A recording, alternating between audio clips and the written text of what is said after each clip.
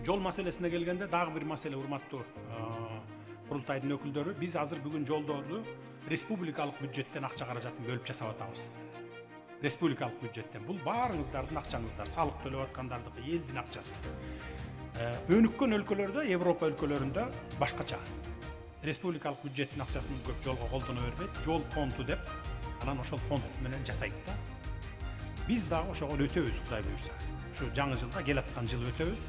Бирок кайсы айларда экенин биз өкмөтүбүз даяр болгондо мен макулдугун берсем анан өтөбүз.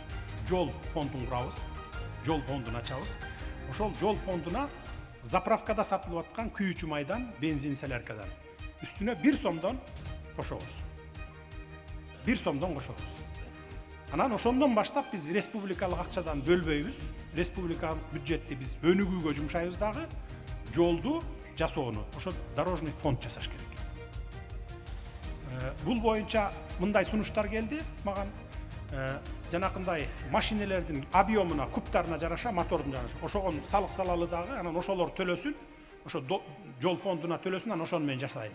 Мындай болгондо анда адилетсиз болуп калат. Адилетсиз болуп калат, анткени бир күндө 1000 километрге чейин жүргөн машинелер бар. Күндө жүрөт. Bir 500-300 kilometrede жөн эле жүрүп коет. А кээ бирөө бар, ошол эле 570 жиби бар, анында же болбосо айылда жайлоодо жашаган малчыларыбыздын уаздары бар. Ал бир айда 2 жолу келип кетиши мүмкүн. А бирок төлөгөнү баягы эле 570 жип сыяктуу эле көп төлөп калат да. Бирок жолдо көп жүрбөйт. Эгерде биз бензинге, күйүүчү майга кошсок, мына ошондо адилеттүүлүк болот. Ким көп жүрсө, жолду көп чиртип атат да.